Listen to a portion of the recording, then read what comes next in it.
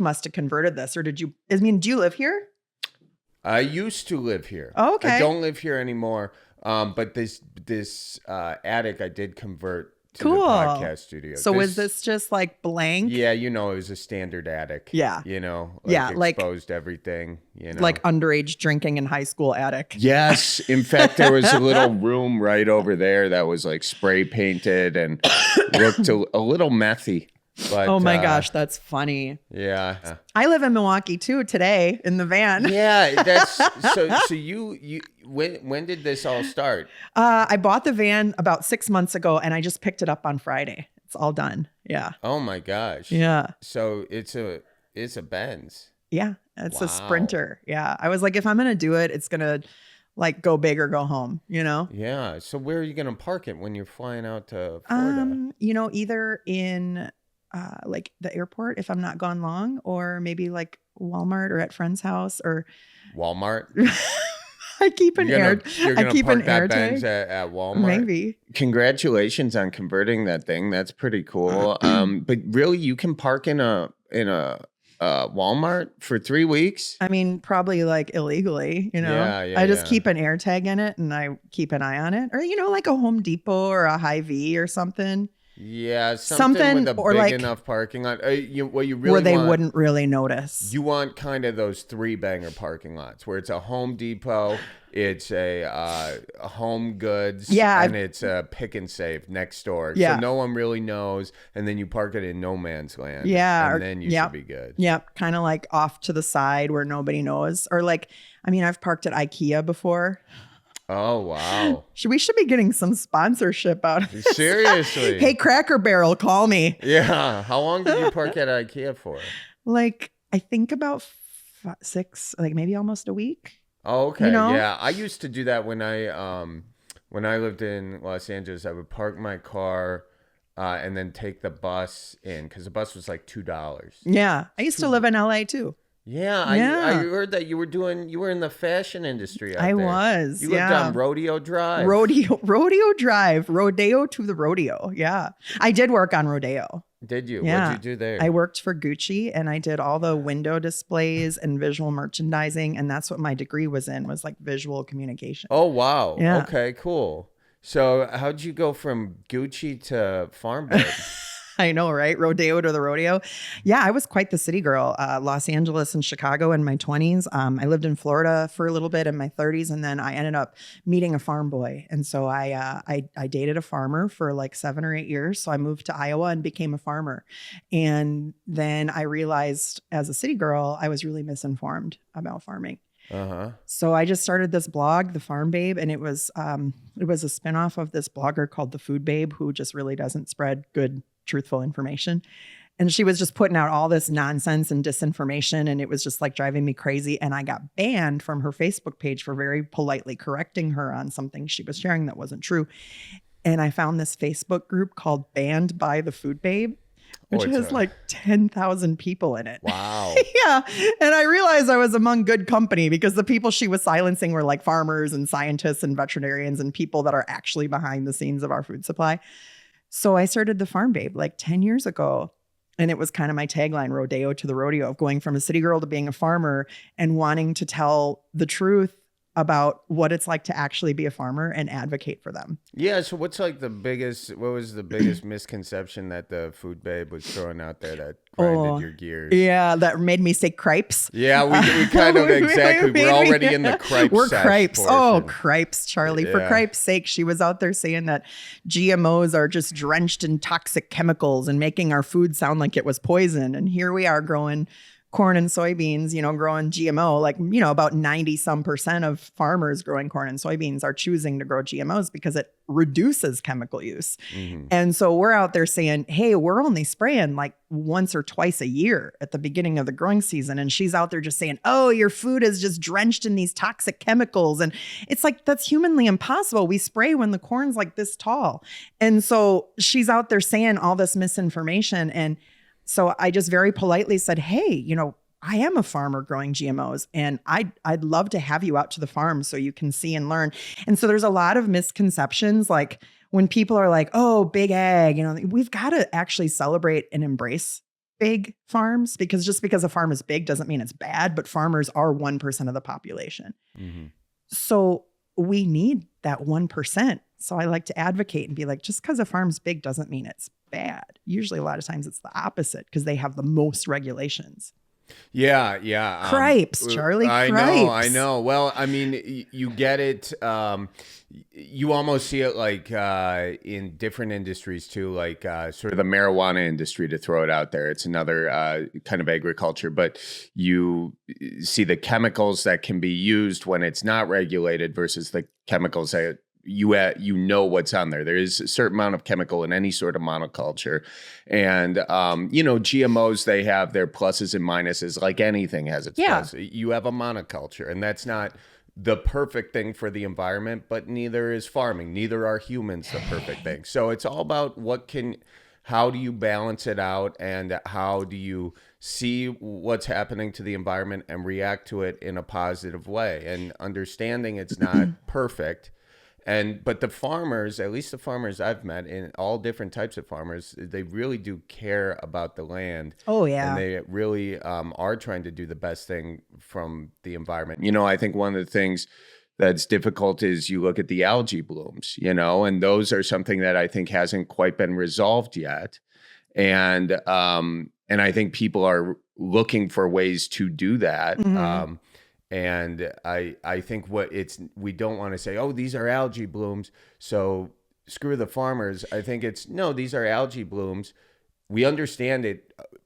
Farming contributes to it, but so do we as the consumers. And everything does, yeah. And so we have to acknowledge it as an issue, but then not alienate and find positive ways of fixing it. Yeah. And that's the thing, is farmers are always adapting, and there's always new regulations and science and research that's coming out saying, hey, we've discovered this problem. And then as farmers, we're told, hey, we've got this new regulation in place. You have to reduce your nitrogen or phosphorus by 20% or whatever that number is. And because of the science and research and improved technologies, now there's like slow release fertilizers, and I'm painting everything with a very broad brush, right? Because like I have a place in Florida. Farming in Florida is very different than farming in Wisconsin. We're growing different things, but farmers realize, hey, if we rotate this crop in, we can reduce our pesticide use. We can reduce inputs like fertilizer, which saves the farmer money. How about that? And so it is when they say sustainability is profitability, which means we want to use as few chemicals as possible and as little fertilizer. And now with technology, you can really manage that down to the micronutrients and look at hundreds of different data points in your soil. So it's pretty neat. But to your point of the monoculture thing, I think sometimes people paint that in like a negative thing. But look, I mean, when tractors are $1 million and you're spending $500,000 on seed, you kind of have to have your ROI. Like, how are you going to run a business unless you do scale to the point of that ROI, Yeah. I mean, and I think that's a difficult thing. Like if, when you look at like a business, the planet isn't necessarily a business, but it's trade-offs. You want to grow food in the most efficient manner possible, and you want to do it from an environment and economic perspective. But a lot of times, the most efficient thing to do isn't necessarily as good for the planet. I think where we want to get is when we see like clean water and clean air and everything, and actually place the value on that. And this isn't just the farming industry. This is just industry, period. You have PFAS in the water that damages the water for everybody. And so you have that industry now, like the people shouldn't be paying the cost of like the PFAS industry to clean their water or clean the water that they pollute that belong to all of us. But I think it's just looking at each one of these and just saying, that nothing is perfect, but we're all trying to just get it better, and just because it's not perfect today doesn't mean we can't keep striving for it and striving to get it in a better way. Yeah. And I feel like farmers today are doing more with less. They're feeding more people. They're getting the higher yields. They're doing a lot of really great things, but that doesn't always sell in the media sensationalism of a story. Like science isn't always like the sexiest thing to talk about.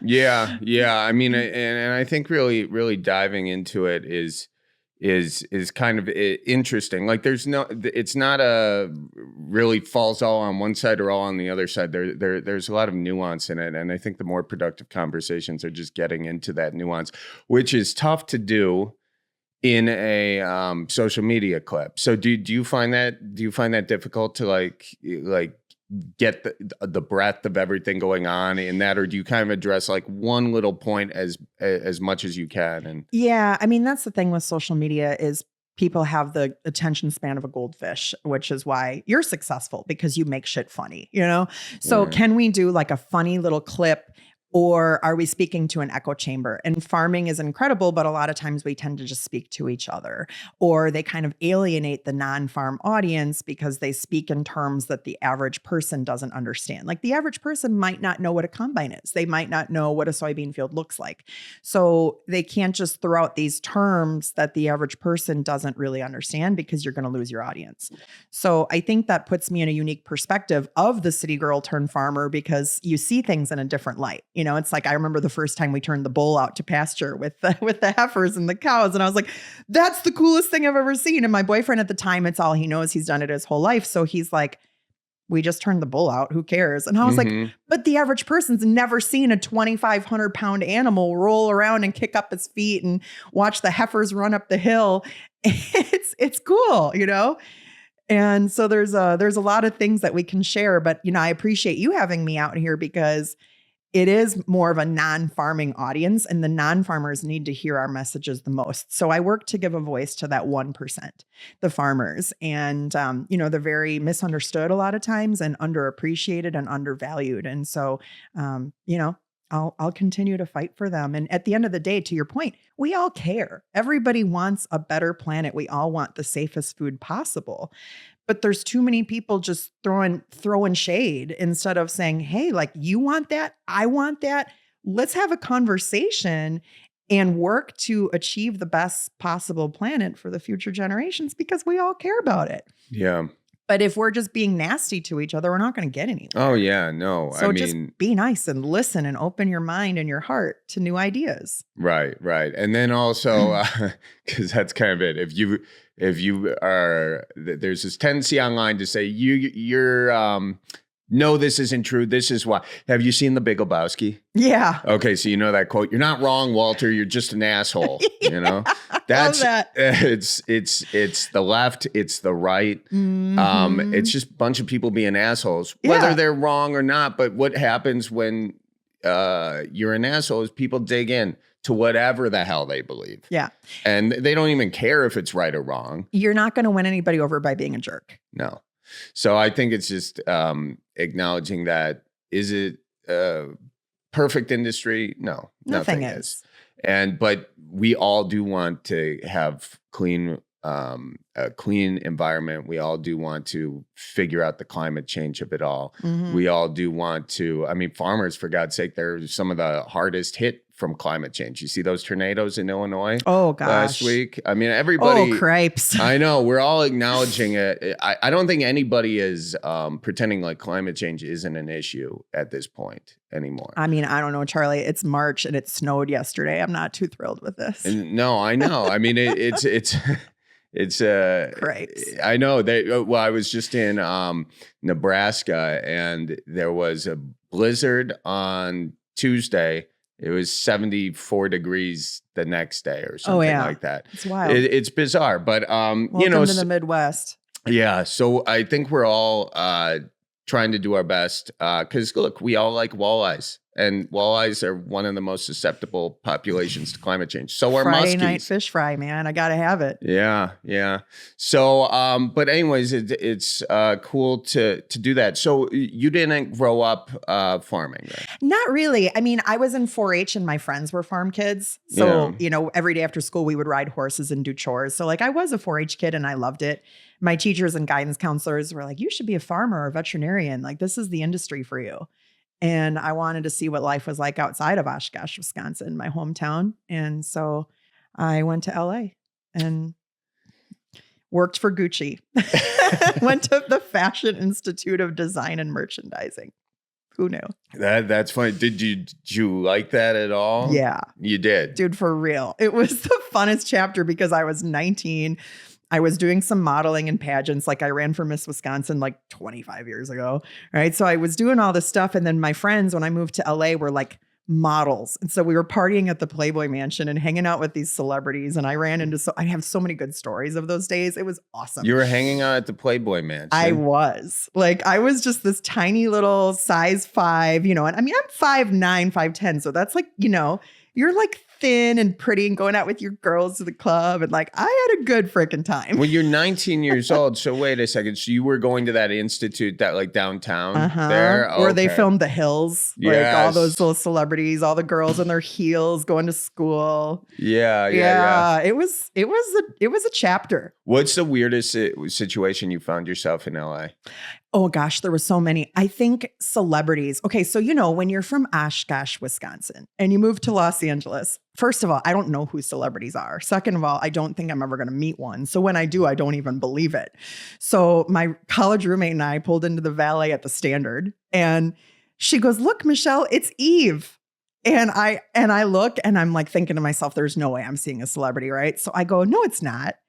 And she goes, "Yeah, it is." And I go, "No, it's not." And Eve looks over at us and she goes, "Yes, I am." And she shows me her little bear claw tattoos. Oh, that's hilarious. And I'm drunk and I'm from Oshkosh. And so I'm like, what, is that supposed to make you her or something?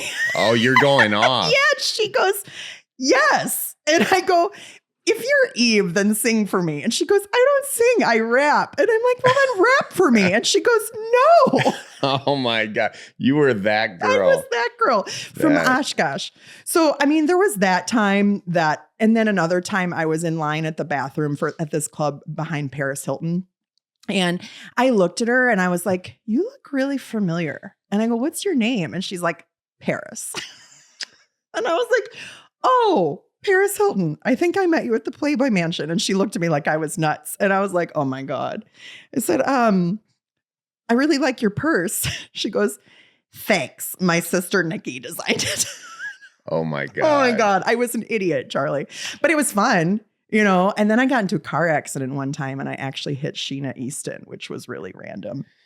And so, you don't know who dated. Who the hell is Sheena Easton? She dated Prince. And yeah. Was that the one in the 80s? She did that song, "You Got the Look." Wow. With Prince. Remember that song? Okay, yeah. So then I was at a nightclub one night and Prince was there. And I was like, "Hey," I go up to these little bodyguards, this little corner part of the club. And I said, "Hey, like, I really want to meet Prince." And his bodyguards were like, "You want to meet Prince?" And I was like, "Yeah, but you got to understand, like, I got into a car accident. I totally messed up his ex-wife's car." And he's like, "Yeah, okay." So he goes and he tells him, and Prince actually came out to meet me. And I told him the story of what happened. And he just looks at me and he's like, "Cool." I was like, "I did $2,300 worth of damage to her truck." But I was in college. And so I was still under my parents' insurance.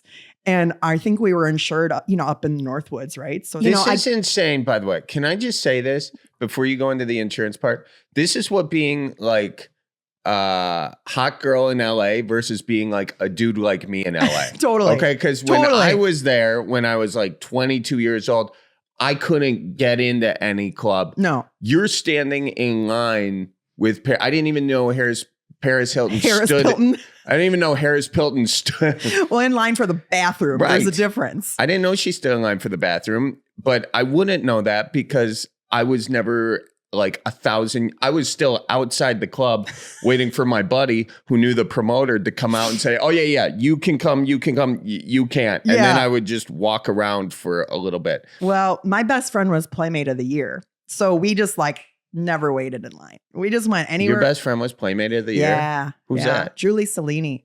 Oh. Yeah. What year? 95. 95. Because I lived there in 2001, right? So this is a long time ago. I'm dating myself. I'm old now. I'm in my 40s. Wow. So you just went there and you just met a Playmate at Gucci? Is Gucci where you would meet him? No, actually. So it was the second night I lived in LA, my college roommates and I decided that we were going to go out on the town. So we got really dressed up to the nines. We we looked as hot as we possibly could look. And we went out to like the most expensive restaurant in LA just to check it out. Cause we're new, right? So it's our second day in LA. We're college kids. We didn't have any money. So we're just like, let's just go and share an appetizer because maybe we can afford that. Yeah. So we walk in and these guys are like, hey, girls, we're buying you drinks. And we're like, okay. Like, Michelle, what are you drinking? I was like, a Brandy Old Fashioned. And they looked at me and they just start dying laughing. And I'm like, this is LA. We don't have brandy. And I was like, oh, I'm from Oshkosh. Like we drink Brandy Old Fashions.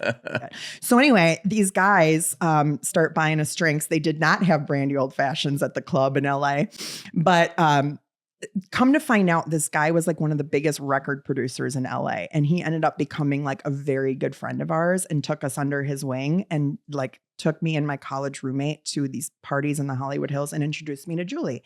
And Julie and I hit it off. So we really just met through friends of friends by a random chance. You just met a record producer? Oh, that one of those guys was one of the guys that bought us drinks. Which record producer? Well, his name was Michel. He's French. So, but he was like, turned out to be one of our good friends and just immersed us. I think he really took a liking to us because we were small town. My college roommate was from Port Angeles, Washington, and I was from Oshkosh. And so we were just there. He's just like, these freaking girls, like you're coming with us because he just got such a kick out of it because we were so naive to what the LA scene was. That's funny. Yeah. So that's how it all started. And from there, I mean, we just met a lot of people and it just snowballed from there. Yeah. It was wild. What a crazy thing.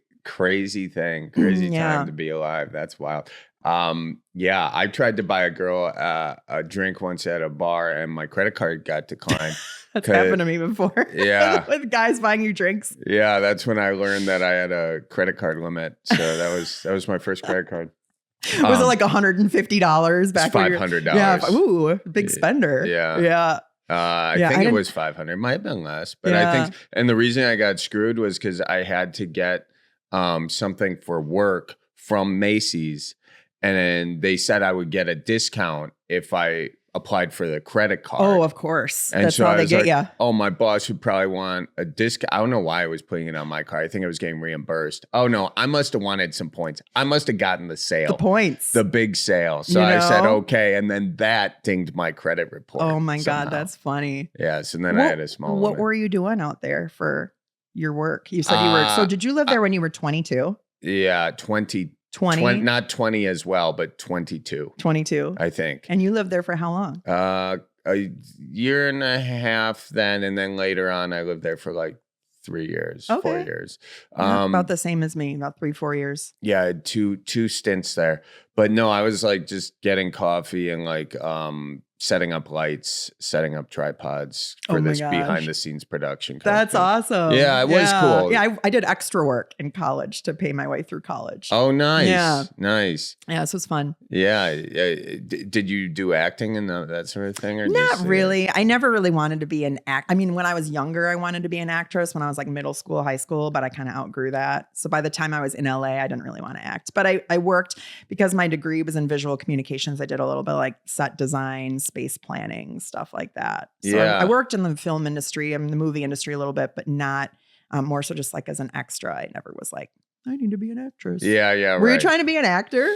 Yeah. So which restaurant did you work at? The funny thing is I never had to work at a restaurant there. Really? I did. That's impressive. I worked at restaurants before. I was in the food industry for a while, but that was high school and college usually.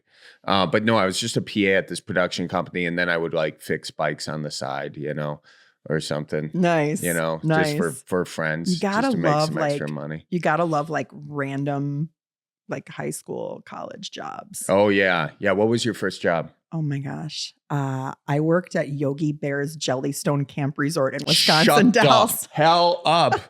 Did you really? I did. That's not technically Wisconsin Dells, is it? Yeah, like Baraboo, I guess. Okay. Yeah, Wisconsin Dells. It's like Baraboo, right after it. Yeah. Oh my gosh. So tell me all about it. I mean, Well, it's also one of the first jobs I ever got fired from. I hear we have that in common. I hear you and I have been fired from jobs before. I've been fired from some jobs. But wait, let me just I cut you off. Can you say the whole name? Because it's poetry. I worked at Yogi Bear's Jellystone Camp Resort in Wisconsin Dells. Okay, and what was that for people who do not know? Oh, it is the ultimate family camping experience. You know what job I really wanted to have? I wanted to dress up in the Yogi or the boo-boo costume.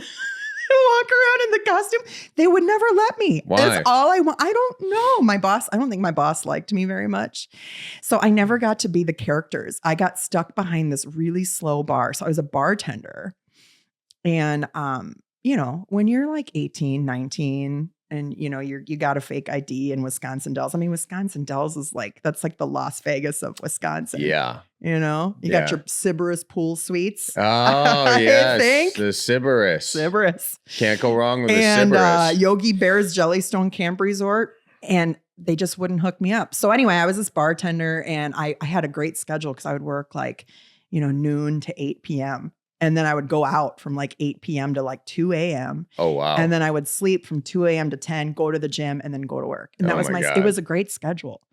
And I would party with the Tommy Bartlett guys every night. Really? Yeah. We would just get keggers every night. Really? Yeah. I mean, that Tommy Bartlett, for people who don't know, that was the ski, sky, and stage show in the Wisconsin Dells. I mean, these people were the rock stars of the Wisconsin Dells. And they can party. Can they? Oh, yeah. And they're all international. So I had roommates from Finland and we would just party with these people from Russia, Lithuania, whatever. Wisconsin Dells can't staff in the summer. So they have to source from all around the world to get enough employees because there's a bazillion people there in the summer. Well, that's a very skilled trade, too, to be on one of those ski shows. For real. And what's crazy is that went away. What? Yeah. I mean, that was the jam. I went to that show. That was the thing. I've been to that show too. I mean, these guys, they do incredible stuff. Yeah. They really do.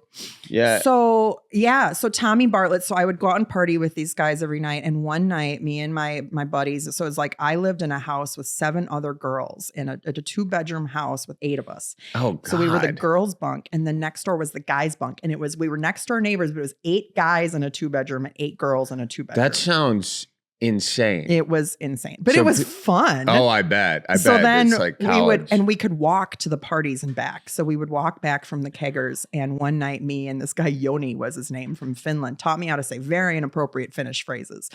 We walked past and we were drunk, and there was this house with Snow White and the 7 dwarfs, lawn gnomes. Yeah. And I was like, Snow White doesn't need 7 dwarfs. She's got one to spare. So I stole Doc and I brought him home and put him in the front yard, and I ended up getting fired for it. That's how you lost your job? So stealing Doc? Yeah. So the next day, my roommate looks at me and she was so straight edge. She was the queen of the no fun society. She never went out or did anything. She was just like, I can't believe you took the lawn gnome. And I was like, it's just a dwarf. Yeah. I can put it back if you want me to. It's not a big deal. Well, too late. She called the freaking cops or my boss or something because the cops showed up at my door. Are you kidding me? Yeah. You were just borrowing Doc? Yeah, that's what he said. The cops are like, we're here about a theft. And I go, oh yeah, the lawn gnome. I was just on my way to return it. And he was like, yeah, it's not going to fly. So he wrote me a ticket, $220 for petty theft. And I had to return the lawn gnome. I guess the guy that owned Snow White and the 7 Dwarfs lawn ornaments was friends with my boss. Oh, really? So I got fired that day. So I had to call my dad. Bummer. I was like, Dad, can you come pick me up? I lost my job. I need you to help me pack up my stuff. I bet he was pissed. Kind of. But when you're 18 from Wisconsin and you drink, aren't you supposed to do stupid shit? I mean, that would definitely be in line with something I would expect an 18-year-old working at Yogi Bear's, whatever the hell, Yogi Bear's family fun campsite. Yeah. Oh my God. So how far into summer was that? I think it was a couple months. I think I started around May. I think I was fired by July. Okay. Well, that's impressive. So you were just kind of a party animal is what I'm getting. Back then. And now I'm not, right? You kind of outgrow it as you get older. I mean, I never in a million years would have thought I'm going to be a farmer in a town of 1,000 people. I still live in a town of 1,000 people and I love it. Yeah. So it's funny how you go from, your life just changes. Oh, yeah. One minute you're, partying in the clubs in LA with Paris Hilton, and the next you're raising cattle in Iowa. Yeah, Who it's knew? kind of a wild thing. Well, what took you out of LA first? Well, actually, I moved to China and taught English in China. Oh, yeah. You've lived in you've been to 7 different continents, right? Yeah, I've been to all 7 continents in like 70 countries. I'm like obsessed with travel. Okay, so you've been to Antarctica? I have. Holy hell. How'd you do that? So you go to Ushuaia, Argentina, and you take this like ice ship across the Drake Passage. It takes about 2 days to get there. Some of the world's roughest seas. It was really, really cool. We saw like humpback whales and elephant seals. And we went to this island that's inhabited by like 7,000 penguins. Oh, you saw that? I've only seen that on the telly. The pictures. With David Attenborough talking about it. It was cool. Was it rough? It was, but not like rough enough where you were uncomfortable. Okay. It was fine. Yeah. That's wild. So you just got the travel bug. Was it when you went to China after LA? Yeah. Well, in LA, it's like I was so broke. I was like the top ramen queen. I've been working since I was like 10 years old. So you go there and it's hard to sustain that lifestyle when you're trying to pay for rent and your car payment and everything else. I was just so broke. I was like, screw it. I'm getting rid of everything I own. I sold my car for like $700. I had no money. And I said, how can I like get paid to travel? So I discovered this thing on Craigslist, teach English in China. Shut up. You got that off Craigslist? Off Craigslist. Man, I've done a lot of Craigslist jobs, but none of them have involved China. Yep.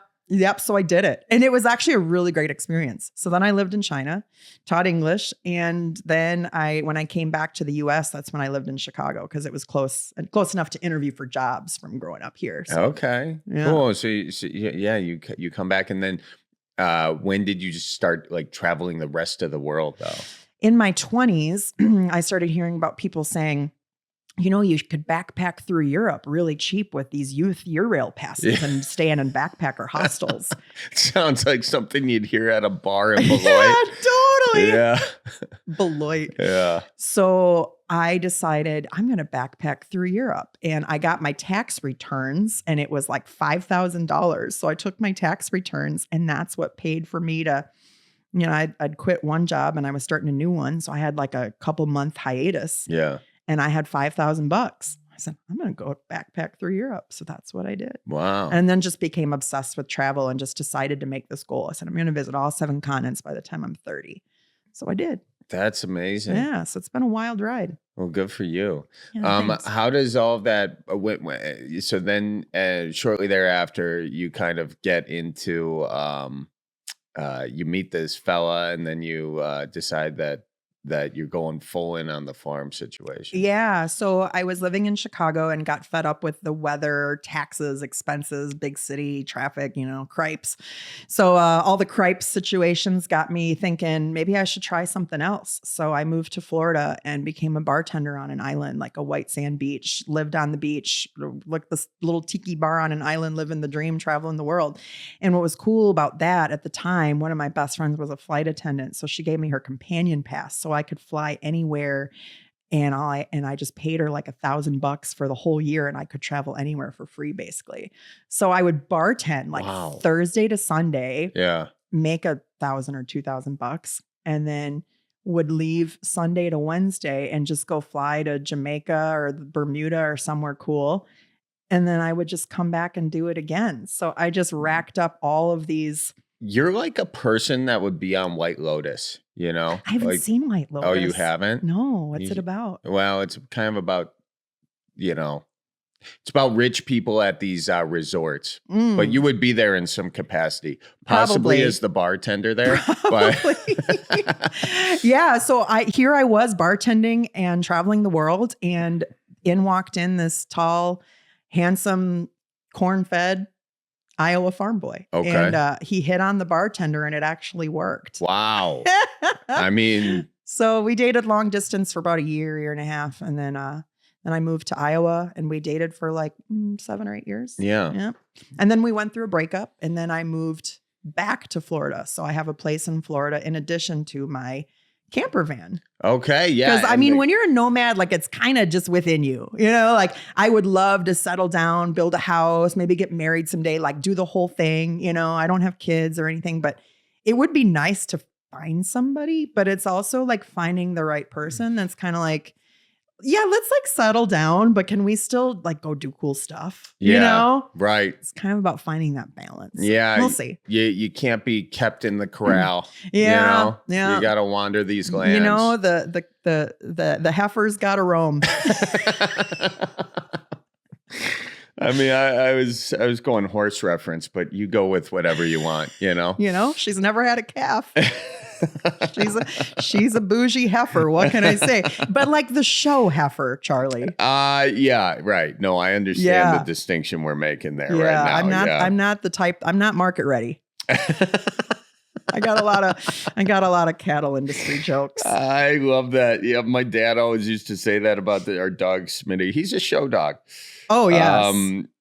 What kind of dog is Smitty? That's a long story. That's a sad story. Oh, I'm sorry to hear. He's an English setter. Christmas one year, he bit the nephew, so we had to give him away. And everyone missed our nephew too much, so then we had to give the dog away. Oh no. This is what I wanted to get into. You've done stand-up. I have done stand-up with my cattle jokokes. I just told a couple of them. I like them. Yeah, thanks. I liked where you were going with that. And that's a really rich area for jokes and everything. How often are you doing stand up? Once in a while. I'm primarily a keynote speaker for a living. Is how I make my living, is as a presenter, as a keynote speaker. In addition to being the social media influencer, podcast events, all that stuff. But yeah, I find like I enjoy stand up, and I think that I'm decent at it for being kind of new. I've only been doing it for like a year, but I do get paid to do it and get booked at gigs. So that's cool. But like I said, I've only been doing it about a year, and it's very niche specific. Is it niche or niche? I don't know. Niche? It doesn't matter. It's one of the two. Yeah. I mean, if you said you're 40-something, right? 42. And I'm 30-something. 38. Yeah. 37. 30. Currently. Yeah. Soon to be 38. Yeah. And neither of us really know. No. And then it doesn't matter. No. Who cares? Yeah. Yeah, it doesn't matter. But it's fun when you can do that, the niche stuff, because everybody's got that recognition of the thing you're talking about. Yeah. So the jokes that I've been writing for quite some time are just, they're cattle industry jokes. They're for the cattle crowd. A lot of people wouldn't really get them. Yeah. But if you're a cattle person, you'd get a lot of my jokes. Well, that's great. But hey, so the title of my presentation is FarmersOnly.com Rejection Letters, a dating memoir. And it's about how difficult it is to date in agriculture, because I'm like single in this industry, which is very rare. Mm-hmm. So the producers for that show, Farmer Wants a Wife, called me and they were like, hey, we see that you've got a really big following in agriculture. We're looking to cast tall, good-looking single farm boys. Do you know of any? To which I responded, yes, I know all 5 of them. I'm like, is it that bad? I'm like, it's pretty bad. Like farmers get married when they're like 20 years old. They have 100 kids, and there is like no good-looking single farm boys. Of those 5, I've dated like 3 of them, right?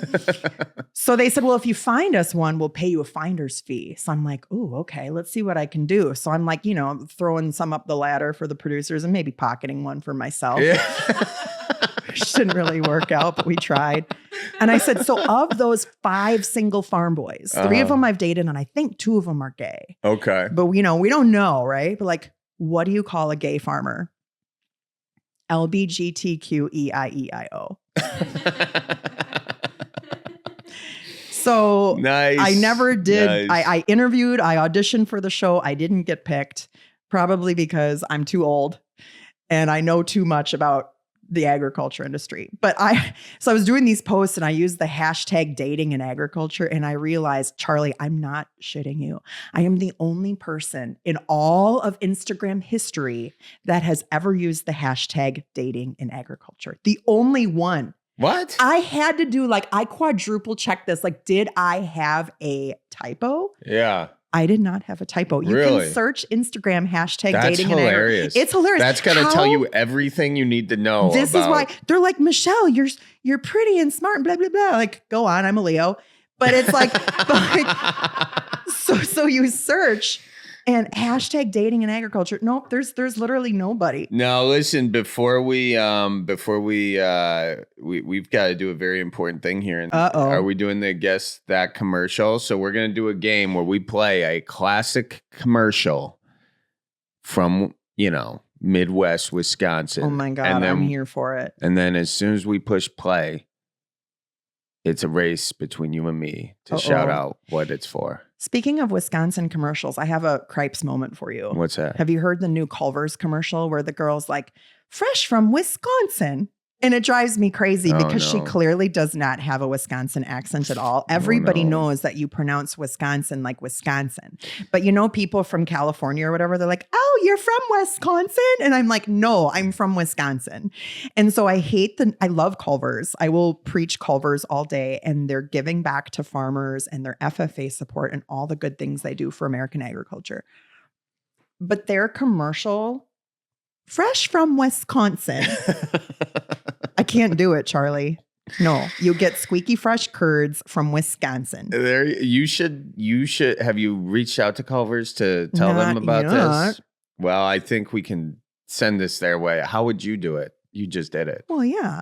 Squeaky fresh curds straight from America's Dairyland, Wisconsin. That's beautiful. Wisconsin, you're among friends. Isn't that our state slogan? Yeah, it's nice. I think. Well, the way you just said that, that's the butter on my cheese curds. I'll tell you that right now. There you go. That sounded weird. It wasn't meant to sound weird. The first time you and I met, actually, we shared a plate of cheese curds. Yeah, I remember that. And I knew we'd be friends for life after that. Where was that? Nashville? Nashville on that boat? Vegas. Yeah, actually. On that boat? Recently, do you remember when we were in Nashville, you met my best friend, Sally? Yeah. And she was just on Bellied Up with you. She was the most Wisconsin girl ever from Sheboygan that said she had a New Year's resolution to use chopsticks more. Shut the hell up. That's Sally. You met her. That's my bestie. Did she say that she had met me in that? I don't think so, but I haven't seen it. She should have. She's hilarious. She is funny. She's funny. That makes sense that you guys are friends. Oh, yeah. And you met her in Nashville when we were coming out of the pool and we looked all disheveled and you were walking out of the gym. And I was like, oh my gosh, it's Charlie Bears. Yeah, I remember. Cool. Yeah, I remember that. That was a wild gig. Where did we stay? Did we stay at that Opry Land thing? Yeah. The Gaylord Opry Land, right? That's a weird place, man. Yeah, it's massive. It is. Yeah, but it's a cool spot. The gardens and stuff. Yeah, it's wild.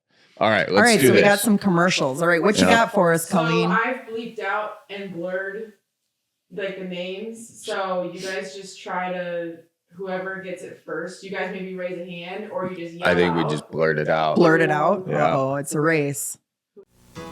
This is so exciting. My first Super Bowl party. They'll be here any minute, but my game plan is ready. I've got the choice of a new generation. Pepsi and Diet Pepsi. 12 cans are just $2.97 a Supersized bags of crunchy Frito-Lay snacks and chips are all on sale. Just $2.97 each. Piggly Wiggly. And all these great tasting Nabisco crackers are sale priced at $1.46 each. All these is what she said. I think I've even got enough to last through the 8-hour pregame show. Century. Is it Piggly Wiggly? No. Festival? We're both wrong? What was it? You should know. I should know. It's not Quick Trip. Shopco? No way. That was a Shopco ad? I was a Shopco model for a little bit. You were? Hell yeah. Oh my God, that's awesome. Super embarrassing. Somewhere out there's a commercial of me in a snow globe. Stop. Yeah. Did you get fired from that job? I mean, I got fired from several jobs, but at one point I decided to go into modeling because it was money situation. I did everything for money. I tried to do modeling too. In fact, I think I was like 12 years old or something when my mom tried to enroll me in John Casablancas. Oh, John Casablancas. Isn't that the pyramid scheme one? Absolutely. It's like Barbizon. Like, it's just bad. You don't do it. But that was like the gig in the 90s. Come on up, John. This is great. Now we got the old fashioned. We'll make old that. Old fashions? Yeah. Oh my God. Yeah. The drink you can't get in LA. All right, JB. Appreciate it. I'm stoked to try this. Do you have a bottle of the brandy, John, or no? Yes, I do. Yeah or no? You know or there's no? Brandy right there. Thank you, JB. Oh, heck yeah. Brandy. I can bring it right up, and we got one for you to take home. Yay. Thank you. It's going to go in my van, my very first Spirit in the new camper van. Yeah, I wouldn't say you're putting the brandy in the van like that. Yeah, I will. You're gonna have to. We're good. What'd you break? An orange as well. Oh, ice as boy. well, and I'll Oh get some my extra brandy. gosh. All right, thanks, JB. Charlie, were you ever a bartender? Like for real? Yeah, I bartended a little bit in college. Yeah. But it was at it wasn't real bartending. It was at whatchamacallit. Like I worked food and beverage for the Cole Center and Camp Randall and all that. Oh, fun. So yeah, it was cool. So we would like feed the football team, or we would feed like we would do corporate events. Okay. You know, and so I would bartend at like corporate events. So I did that. Don't hold this against me. You're about to kick me out of the studio. I did that what for with the Bears? Chicago God Bears. dang it! Really? Go Packers and fuck the Bears. Yeah, I still was a thank you. Packer fan the whole time. So that's But I worked at Soldier Field. Did you? But did. you were doing like bartending and all that stuff? in the Cadillac Club. I waited on like Jerry Springer and stuff. It was kind of fun. Really? Yeah. That's All the cool. Chicago celebrities. That's so funny. So you didn't bartend at the Yogi Bear. No. I mean, yeah. So my bartending experience, I had some weird things, like a lot of corporate people like hitting on you and stuff, which was kind of fun. Oh my God, you I know? can imagine. Because they tip really good, especially if they do something inappropriate. You Yeah. know, they try to bribe you. Were you a cougar magnet or what? I was a cougar magnet. Oh, look at I that. had some real weird stuff happen. This one woman, she was thank you, Colleen. Johnny, thank you, buddy. Thank you guys. Yeah, this one woman was like, I would say sexually harassing me. Back then we just called it being playful. But she was being playful with me. And she grabbed my ass like 5 times. Oh my gosh. And then at the end of the Cripes. night, her friend, who was like apologizing for her friend's behavior, said, hopefully this takes care of the trouble. And she grabs my ass and puts a $50 bill in my back pocket. And I was like, you god dang right that takes care of the trouble. Okay, all You right. guys can grab more than that if you got more money, you know? Wow, I don't have That's- any bartending stories like that. That kind of sucks. Yeah. Really? 50 bucks? I feel like gals have it worse. I put the ice in. This is bad. I was supposed to muddle first. See, I can't talk Well, and all make you an have to old do fashioned. is put the ice in one muddle and then flip it over and I muddle. know, but I'm embarrassed because I'm, you know. Well, you know. He has Maybe- a brandy maybe you company, doesn't know how to make a brandy old fashioned. Yeah. Oh, You know- now I'm insulted. Well- now you're about to see some old fashioned get made right here. Well, I mean, if you think about it, Charlie, it's what, 11 a.m.? You're probably on your 4th one already if this is Wisconsin. I know if I I'm lo- doing that's- it right. That's what I love about Wisconsin is the bars open at like 6 or 7 in the morning and they're like packed. You like that? Yeah. There is a couple bars like that. Actually, there's one over by the airport. What time is your flight? It's at like 4 o'clock. Oh, geez. Yeah. All right. So you got the sugar cube and the bitters, and then we muddle that right there.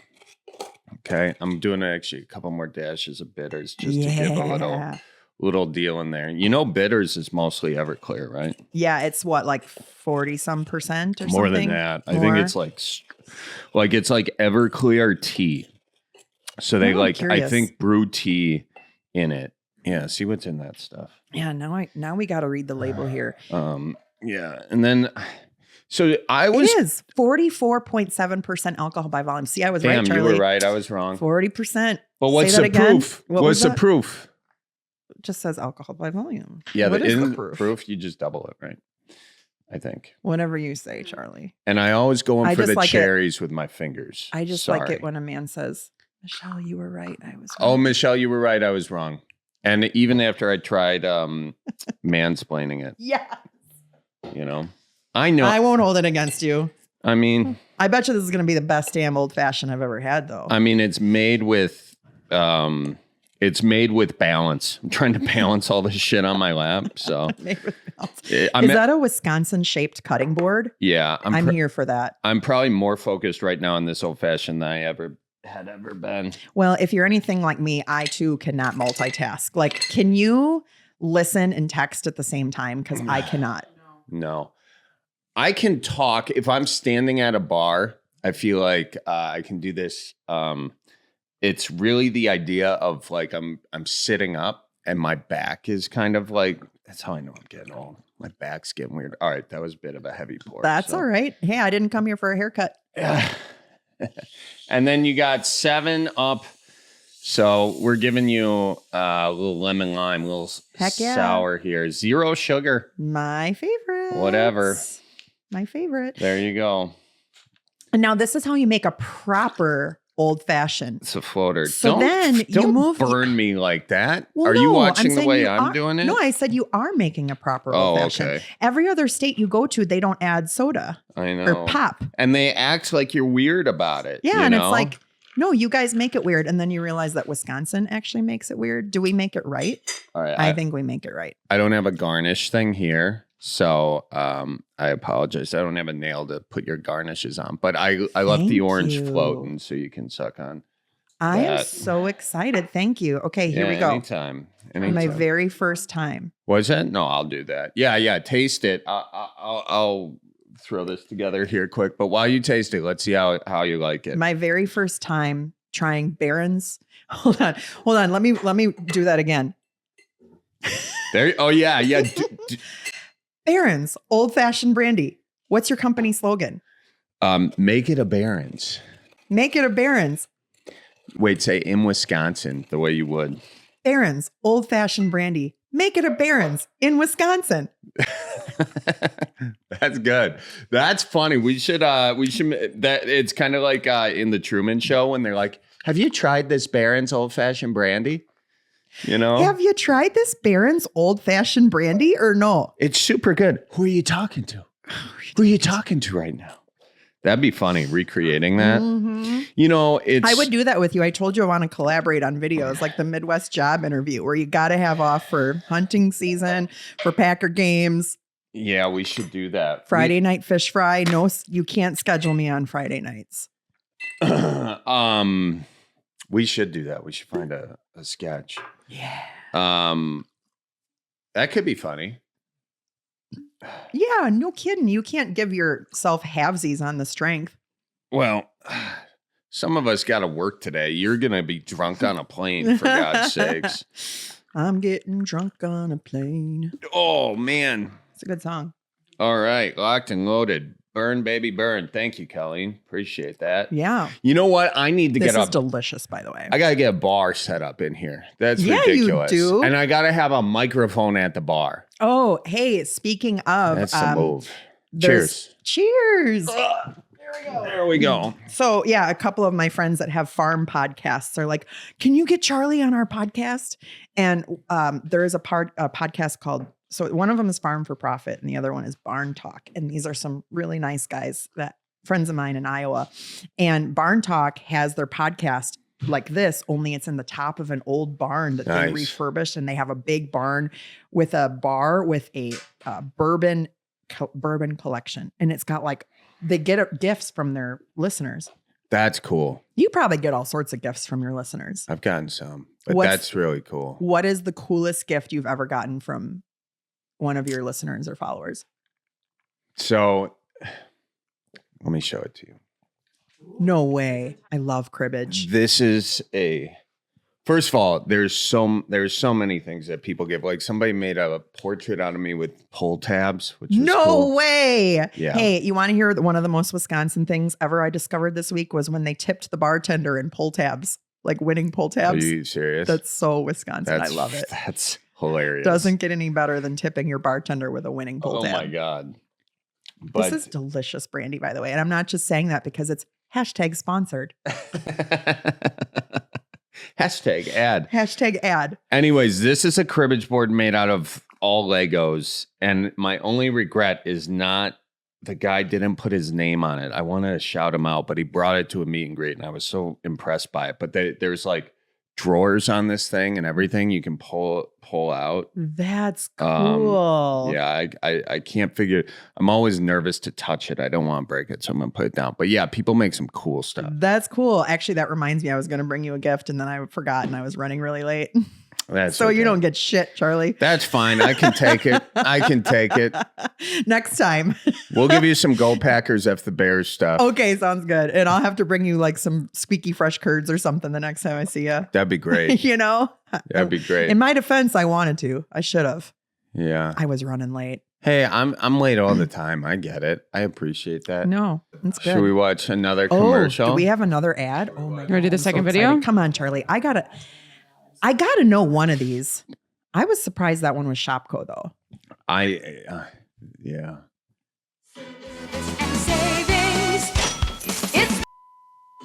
Hello, I'm Phil, helping you shop cheaper for beans and tomatoes.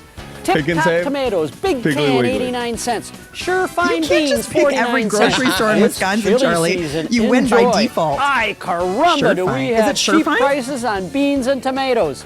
Better products, better prices sold by better people because we're employee-owned.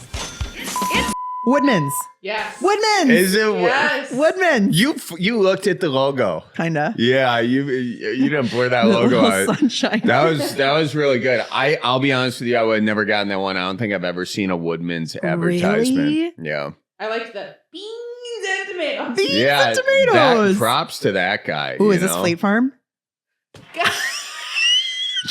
To be fair, I was going to think that too, but let's watch the commercial. I'm excited for this one. Fleet Farm. Okay. The Man's Mall. To be safe when hunting this fall, always carry a compass, a map, and some matches in a waterproof case. If you do get lost, stay cool, look for landmarks, someone will find you. Stock up now on hunting supplies at White Stag hollow fill sleeping bags are just $29.95 through October 20th. $19.95 gets you this 4-inch hunting knife from Buck. And this scope gun case from Redhead is only $11.99.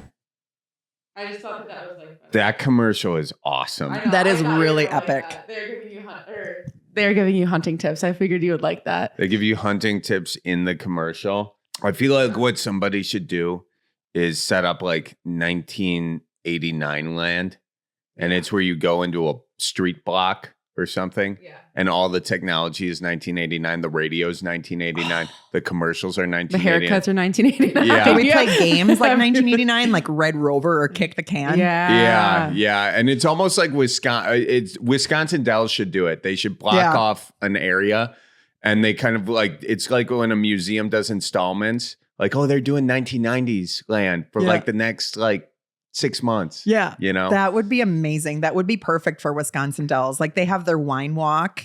They need to do like a 1989 walk. Absolutely. Mhm. Good job with picking out. Yeah, Oh my right God. off the top. I should have had a dome. black screen so that you guys would have. You know But what's fu- it's a It's going to Fleet make Farm. for a great clip. yeah, Is that Fleet Farm? yeah. You should put like a clicker up, like, and then the Fleet Farm one is Fleet Farm. Yeah. I know. Do you remember back when Fleet Farm had all their t-shirts? This was pre-OP days. Yeah. When Fleet Farm had their, if there's no Fleet Farm in heaven, I'm not going.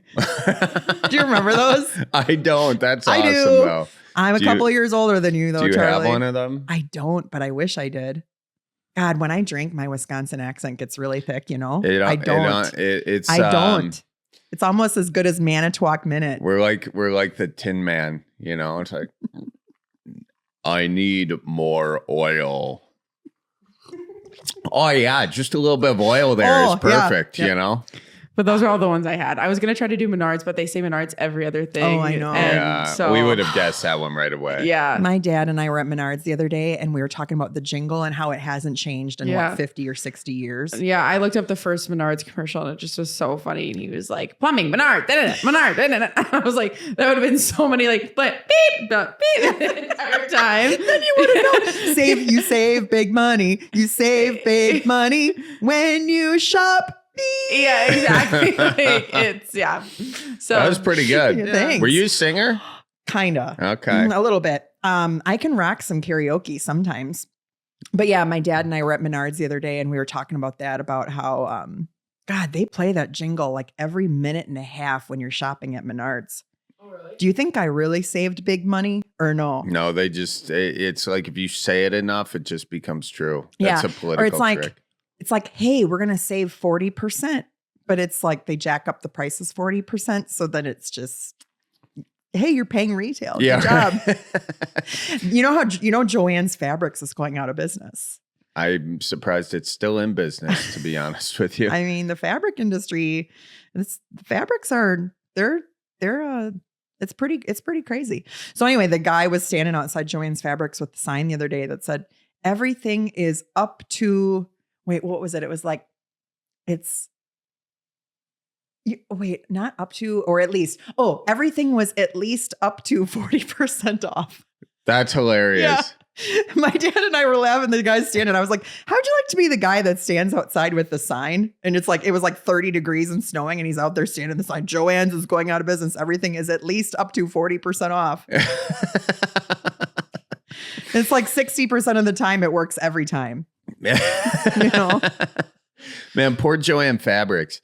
That my mom used to go there. Yeah, my mom too. Yeah. Whose mom didn't go to Joann's? I don't know. Yeah, but we would always go inside and walk around and be like, Mom, I'm bored, till I could find the rocks, the aisle with the different rocks in it.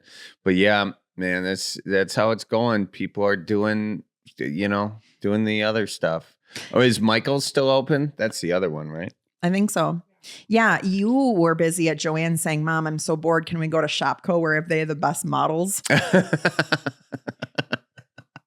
You know what? I don't need that right now, okay? I don't need to relive Who Who else did you model for? Days. Did you ever model for Fleet Farm? That would be something. I didn't. I mean, you kind of did because you do the Fleet Farm videos. You still do the Fleet Farm videos?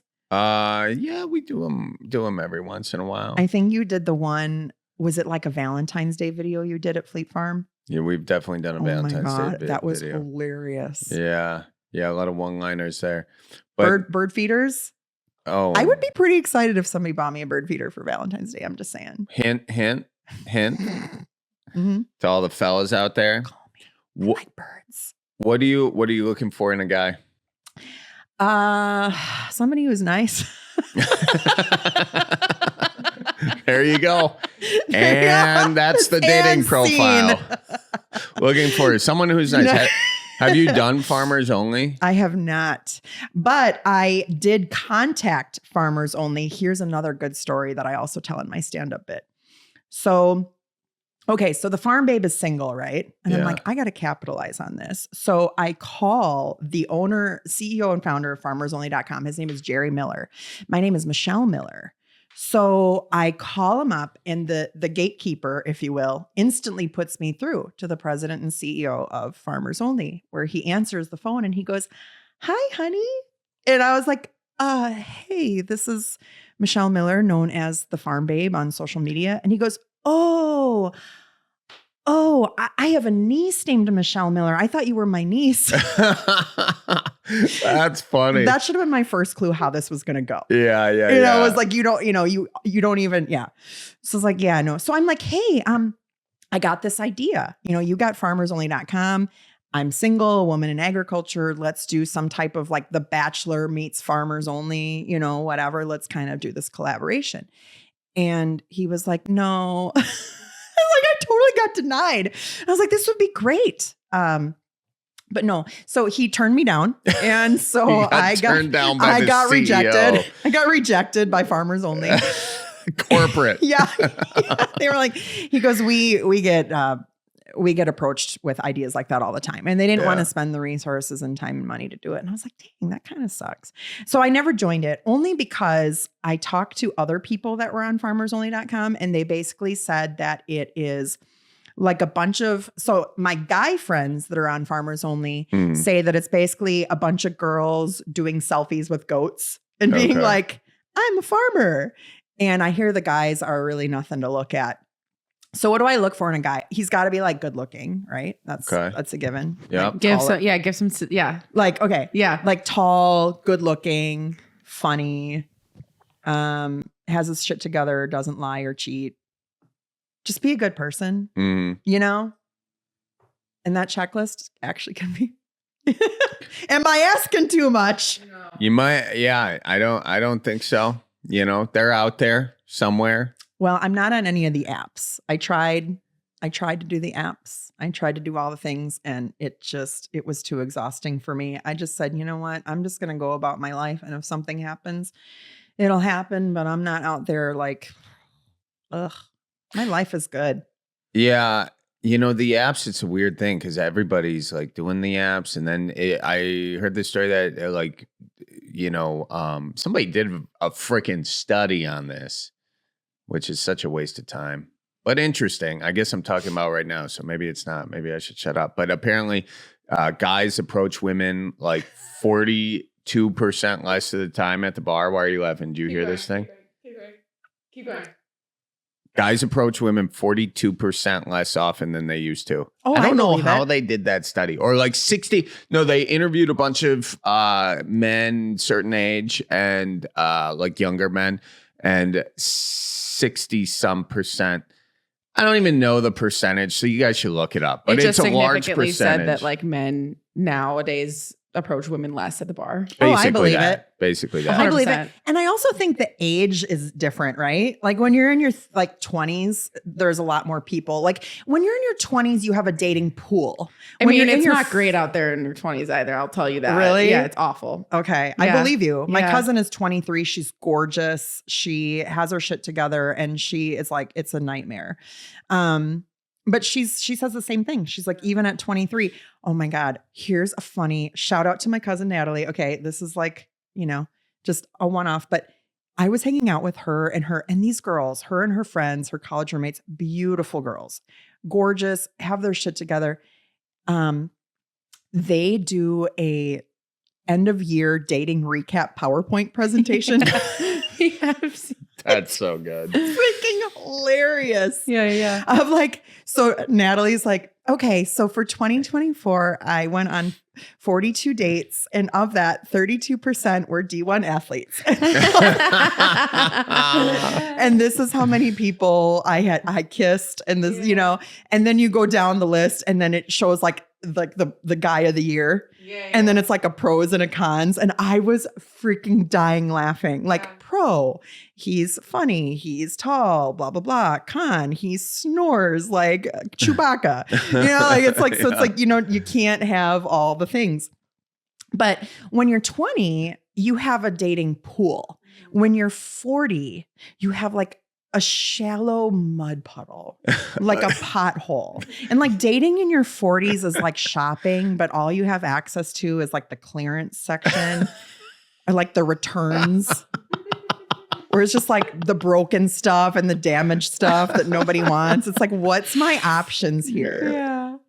Is that in your stand-up bit? It is. Yeah, That's great. good. It is. The That's dating good. puddle. The dating puddle. Well, the other thing too, what we've talked about with my friends is like you ask a guy how dating's going on the apps, and they're like, yeah, it's fun, whatever. And then you ask every woman that's on the dating apps, and you're like, it's a war zone. It's awful. It The is men terrible. are horrible. It's terrible. And then also when you're 40, it's like you can be a beautiful, successful, funny, whatever 40-year-old woman, but there's the sparkly, shiny thing that's 25. Oh, here's another good dating story I had recently. Actually, it wasn't really a dating story, but a scenario. So I was at a farm conference in Des Moines, and I went out with some friends from the conference after. And so we were bar hopping in downtown Des Moines. This was just a couple months ago. And it was me and like 5 guys, and they were like friends. I didn't realize we were going out that night. I didn't realize that I learned that all 5 of them were single. And I was like, oh my God, this is a farm conference and 5 single men that are age appropriate and decent looking. What? Where am I? Well, 3 of them were international. So go figure, they don't even live in America. So I'm hanging out with them and I'm like, oh, shit, like it's me and 5 tall, good looking, single age appropriate men. Like, Got the numbers, baby. what's going to happen tonight? So everything was going fine. And then as we were hopping along, one of the guys says, we got to go to this bar. So we go, and it's on the corner. Yeah. And there is a line out the door. Okay. And it is packed. And everybody was like, so young. And I looked at him and I go, no, I don't want to go here. This is a college bar. I'm too old. I feel weird. And he goes, no, it's fine. And this guy that was talking to me was like 45. He goes, no, it's an older crowd upstairs. And I was like, okay. So we go upstairs. It was not an older crowd upstairs. So we get up there. Yeah. And I'm looking around and I feel super creepy. So I'm in the bathroom and all these girls are like 20 and they're super cute and nice. And I was like, oh my God. And I look around, I go, all you girls have fake IDs, don't you? And they're like, yeah. And I was like, oh my God, I remember those days. I'm old enough to be your mother. I feel weird. So I and they were laughing like, you're beautiful. Let's get our picture, And so I'm like, oh, whatever. So I leave and you could not even move in this bar. It was so freaking packed. So I just leave and I text the guys. I was like, these girls, they're like 22. They're in little mini skirts and they're midriffs. And I am in my 40s in my cardigan and my loafers, my name badge from the conference. And I'm like, oh God, I've got some competition. So I'm like unbuttoning a button. What do I do with this cardigan? My name badge from Drape the it around conference. Get rid of that. Put it around your waist. Yeah. So I'm like putting my cardigan. Like, wait, I'm preppy. I'm bougie. So it's a 2-story bar. So I go downstairs. I didn't realize that downtown Des Moines was like college kids central. Oh yeah. So I get downstairs, and as I go downstairs, I look and there's 2 cops sitting there, full-fledged uniforms. And I look at the cops and I go, that about 75% of that crowd upstairs is not 21. Oh, you ratted them out. So the cops looked at me and they're like, yeah, you're probably right. And I was like, and they go, well, and they pointed to the bouncer checking IDs at the door. Like, what are we going to do? He's checking IDs. And I was like, I said, and that would not pass fire code. And then I thought, oh my God, I'm a Karen. No, because Karen goes to the manager. There's Michelle, which is next level. She just goes straight to the police. In my cardigan and my loafers, that would never pass fire code. You're not a Karen, you're a Michelle. Oh my that is God. so You good. turned it into your Jellystone roommate is what you did. I did. Yeah. You it's Good a call. full evolution. Oh my God. Man, you next thing you guys. know, you're going to see one of those gals carrying a gnome and give those For police another call. real. Did you at least get the police officer's phone number? That was your He mission. was probably married. They're all married, Charlie. I don't know. Police officer, he might be Probably. working on his first divorce. You never know. That's true. Yeah. But then they're in the clearance section and the returns. Hey, I'm Not in the necessarily. clearance Are section, you? all right? All right. Yeah, that's true. You're divorced. I am divorced, yeah. Yeah. I mean, I have a girlfriend, but Mhm. she got me off the clearance rack. All right. Well, find me somebody to get me off the clearance rack. Yeah, they're out there. They're in Florida. Girlfriend. Hey, is it true? Is it Laura? No, Laura's I not my girlfriend. I didn't think so. Yeah, everybody thinks so on I know. the internet. I It's know. probably because we've done a bunch of dating videos. I know, which are really funny. Would you still Yeah. love me if I was a tapeworm? She, She's hilarious. I gotta say, Laura's the funny. funniest lines in the videos that we've done have been all Laura. I'm She just is along for the ride funny. on those. And Those she are does so the good. videos with what's her name? Marin Matthews. Yeah, Manon Matthews. yes, Manon Manon. Matthews. Yeah. I knew it was like Manon's so Manon, funny, Marin, too. something like that. Those two together are funny. They're great. Like the video where she's like, how you compliment a woman in public. Hey girl, you're so beautiful. You're so beautiful. No, you're so hot. That's funny. They got it They down do good to stuff. a T. Yeah. To a T. They Yeah. just have such great observational humor. Oh my gosh, So they good. do. So good. Yeah. Well, listen, you're going to we probably gotta get you what time we got? Yeah. Okay. It's probably about time for me to go to the airport, isn't it? What time's our call? We have a call at 2, but we also have to shoot those pickups for Oh shit. Okay. Yeah, we gotta. All right. Well, we gotta wrap this up. Yeah. This has been super fun. Super fun. Thanks for having me. Where can the fellas slide into the DMs? Oh boy. Here we go. Well, the Farm Babe can be found. The Farm Babe can be found at Fleet Farm and thefarmbabe.com. So Farm Babe is Farm Babe on Facebook or at the Farm Babe on every other platform.